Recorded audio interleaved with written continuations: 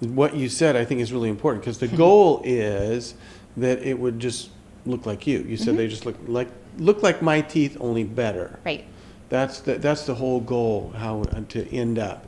And in your case, because of the spacing, if you just do orthodontic treatment and close the spaces, then sometimes the teeth are too small. It doesn't look right. If you just do veneers, sometimes they look too wide because there's such a big space and you're trying to fill it with just veneers, then the veneers look too wide. So yours was unique in that it was a combination. So move the teeth a little bit and then put the veneers on so that the proportions end up being perfect and it looks natural. So, and I think you did, with hers, we decided to do, I know you were very concerned about having anything done to your teeth that would make permanent changes. Right. And so we said, okay, let's do a very, very conservative preparation. These veneers are going to be really thin, and most of what's there is your natural tooth. So it's not like we put them into a pencil sharpener and cut all the tooth down and then put a cap on it. It's just a very thin shell, and that's something Mark is a specialist in. That's a feldspathic veneer. Yes. Yeah. And how's that different than? Well, the difference is you are layering from scratch. You're not pressing a core, and you don't really have a core material underneath. You're layering it. So you just start So painting layers of ceramic on. Yes, you can put in really nice mamelons. And, What is a mamelon? well, they're characterizations in the incisal third of a tooth normally. Oh, so the Not- bottom not- part where it kind of looks jaggedy. And then there's little translucent, like enamel rods, interproximally. Well, not interproximally. But Right, because the front tooth isn't just flat. It actually Yes. has some anatomy, some contours, some Right. things that make it look natural. So being able to build in some of the characterizations just initially, and not having to do that on top of a core, Sure.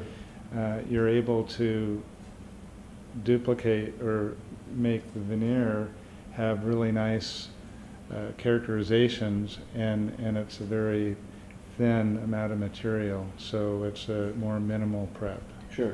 I know Very when you told translucent, me, yeah. I'm like, oh, I have something that's unique in my mouth. Like nobody else has my teeth, and somebody with an extreme amount of skill specifically designed things for my teeth. And I don't necessarily think about that every time I brush my teeth or see myself smiling, but it does help me in the back of my mind knowing that there's thought to what is on my teeth. The nice thing about them is that they just blend in so well. I Right. mean, that because of the translucency of the material, it just, it basically just kind of disappears. Well, and this is an interesting aside here, that when we talk to patients about doing something cosmetic with their teeth, I've had quite a few people who say, I don't want any veneers. I don't want any of those things on my teeth, because I can always tell when somebody has veneers. You know, they look chunky, they look too white, I don't want that. And so, and my response is, well, the reason that you feel that way is because you only see the bad ones.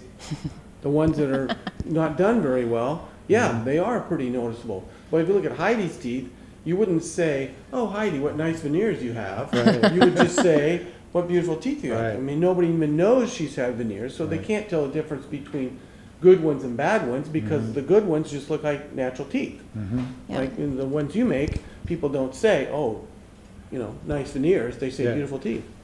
Yeah. So. I also like that there's a reflection point that you look at so that the light reflects off of my Yes. veneers like a natural tooth. Right. And part of that is from surface texture. Right. If you just had the porcelain smooth, it would look glassy, and when the light hits it, it doesn't look natural. But if you put in a little surface texture, some people have more, some people have less, and by looking at the models of their natural teeth, you're able to determine how much of that you want to apply. That So- sounds like magic. You're a magician. He's an artist. Right, He's absolutely. an artiste. Yep. Yeah. Well, thank you, because I love my teeth, Well, and I thank think you. about them. I think about them in a positive way, and I don't think about other things every day as a result of having them. Super.